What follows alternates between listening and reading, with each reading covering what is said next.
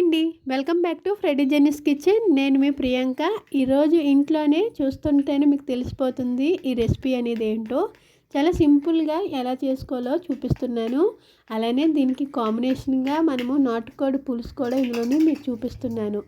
చాలా బాగుంటుందండి. రెండింటి కాంబినేషన్ కూడా చూస్తూనే నోరు ఊరిపోతుంది కదా. టేస్ట్ కూడా చాలా బాగుంది. ఫుల్ వీడియో కోసం మీరు యూట్యూబ్ ఛానల్లోని ఒకసారి సెర్చ్ చేయండి.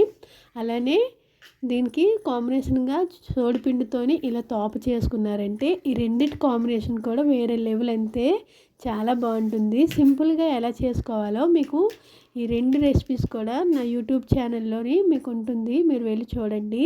ఇలా సోడిపిండితో ఇలా తోప చేసుకున్నామంటే చేతితో ఇలా అన్నప్పుడు మనకి చేతికి అంటుకోకుండా వచ్చిందంటే పర్ఫెక్ట్గా మనకు కుక్ అయినట్టే.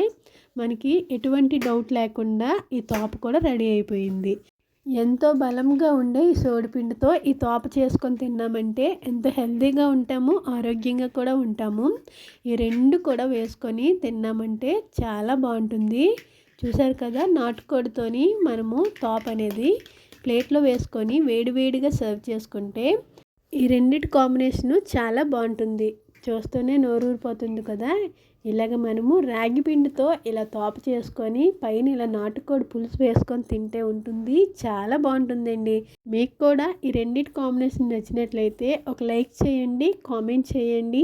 మరెన్నో కుకింగ్ వీడియోస్ కోసం మా ఛానల్ని ఫాలో అవ్వడం మాత్రం మర్చిపోకండి. Thank you.